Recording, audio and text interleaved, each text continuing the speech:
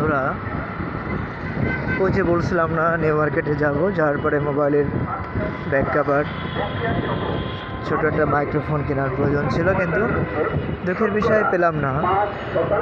তাই এখন যাচ্ছি সেই ফ্রেন্ডের কাছে, একটু চা আড্ডা করে আসি শিল্পকলা অর্থাৎ পাড়া হাউস মোড়।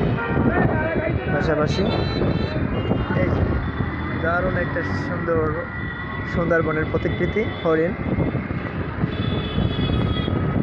এই যে বাউন্ডারির ভিতরে কিন্তু খুলনা রেল লাইন।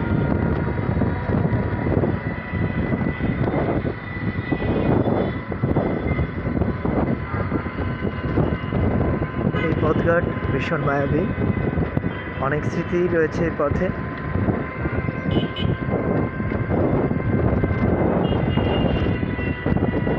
সে বলা যায় তরুণ বয়স থেকেই এই রোডঘাট আমার খুব চেনা।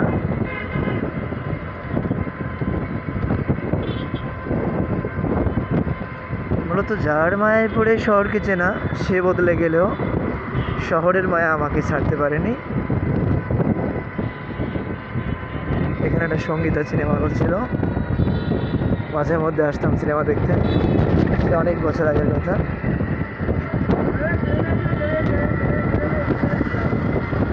এই যে মাঝখানে যে রোডের ডিভাইডেড, এর ভিতরে যে গাছগুলো, সবুজ প্রকৃতি, অনেক ভালো লাগে। এই যে rail line, Khulna rail line সামনে, এখান থেকে ঢাকা চলে যাওয়া যায়।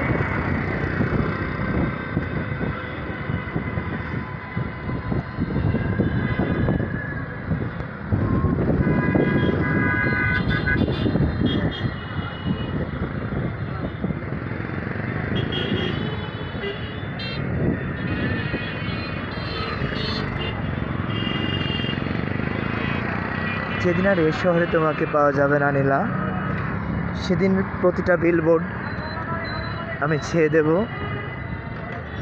তোমায় খোঁজার বিজ্ঞপ্তিতে। প্রতিটা লাইনে লেখা থাকবে আমি তোমায় খুঁজছি নীলা, সকাল সন্ধ্যা সাজে। চলে যাচ্ছে পাওয়ার হাউস মোড় হয়ে খুলনা জেলা শিল্পকলা একাডেমির সামনে। এই বিকালের ঘোরাঘুরি। আগে আমার বন্ধু ছিল হেমাংশ, ও চমৎকার আবৃত্তি শিল্পী, অসাধারণ ওর কণ্ঠ কবিতার। ও এখন ঢাকায় থাকার কারণে ঘোরাফেরা কমে গেছে। আরও ছিল অনেকেই, অনেক শুভাকাঙ্ক্ষী ছিল খুলনাতে আসলে বা থাকলে ঘোরাফেরা করা হতো। হ্যাঁ,